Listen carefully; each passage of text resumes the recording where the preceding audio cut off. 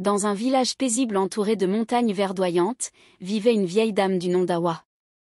Elle était connue pour son sourire éclatant et sa joie de vivre, même dans les moments les plus difficiles.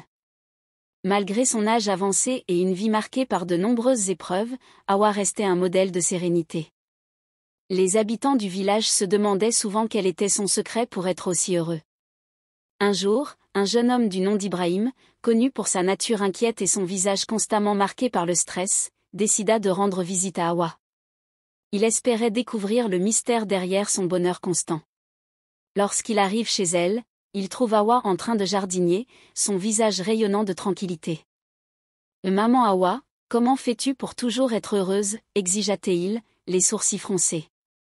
Hawa arrêta son travail, leva les yeux vers lui et sourit. « Mon fils, le bonheur est un choix que nous faisons chaque jour. Mais si tu veux vraiment comprendre, viens me voir demain matin. » Intrigué et curieux, Ibrahim accepte. Il rentra chez lui cette nuit-là, se demandant ce qu'Hawa voulait dire par là. Le lendemain, dès les premières lueurs de l'aube, Ibrahim se présente chez Hawa. Elle l'attendait avec un panier en osier rempli de grosses pierres. Sans aucune explication, elle lui tendit le panier et dit « Porte-le, nous allons marcher. » Ibrahim, bien qu'étonné, obéit. Ils quittèrent le village et commencèrent à marcher à travers les sentiers sinueux de la vallée.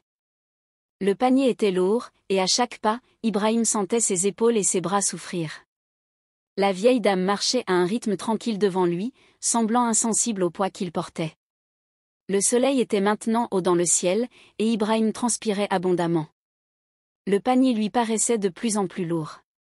À plusieurs reprises, il tenta de demander à Hawa pourquoi lui imposait cette tâche, mais à chaque fois, elle répondait avec un sourire mystérieux « Patience, tu comprendras bientôt. » Ils traversèrent une rivière, gravirent une colline et atteignirent enfin un lac scintillant entouré de végétation luxuriante. Là, Hawa s'assit sur un rocher et invite Ibrahim à poser le panier. « Maintenant, dit-elle, prends chaque pierre et jette-la dans l'eau. » Ibrahim, épuisé, obéit sans poser de questions. Une à une, il lance les pierres dans le lac. À chaque jet, il ressentait un soulagement, comme si un poids invisible se dissipait en même temps que les pierres disparaissaient sous l'eau. Quand le panier fut vide, il s'assit à côté d'Hawa, son esprit confond mais étrangement apaisé. « Pourquoi m'as-tu fait faire tout cela, maman Hawa ?» exigea-t-il. La vieille dame lui répondit avec un regard empreint de sagesse. « Mon fils, ce panier et ces pierres symbolisent les fardeaux que nous portons dans la vie, nos peurs, nos regrets, nos rancunes, et nos douleurs. Tant que tu t'accroches à eux, ils te pèsent, te fatiguent et t'empêchent d'avancer. Mais si tu apprends à les laisser partir, à lâcher prise, ton cœur deviendra léger, et tu trouveras le bonheur même dans les situations les plus difficiles. » Ibrahim resta silencieux un moment, laissant les paroles d'Hawa s'imprégner en lui. Il réalise qu'il avait passé des années à se plaindre de ses problèmes, à ressasser ses échecs, et à se soucier de ce qu'il ne pouvait pas contrôler. Sur le chemin du retour, Ibrahim ne portait plus de panier, mais son esprit semblait plus léger que jamais. Il remarqua des détails qu'il n'avait jamais pris le temps d'apprécier auparavant, le chant des oiseaux, le doux parfum des fleurs sauvages, et la beauté des montagnes environnantes. À partir de ce jour, Ibrahim change sa manière de vivre. Il apprend à pardonner, à se concentrer sur l'essentiel, et à ne plus s'accrocher aux choses qu'il ne pouvait pas changer.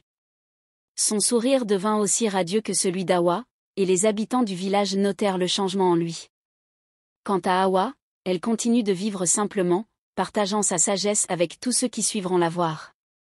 Elle n'avait pas besoin de richesses ou de grands discours pour inspirer les autres, son exemple suffisait. Moralité de l'histoire: le bonheur n'est pas l'absence de problèmes, mais la capacité à les accepter et à les surmonter. Il réside dans notre capacité à lâcher prise, à apprécier les petites choses, et à ne pas laisser les fardeaux du passé ou les incertitudes du futur voler la joie du moment présent. Comme Hawa, nous pouvons choisir de remplir notre vie de lumière et de paix, peu importe les circonstances.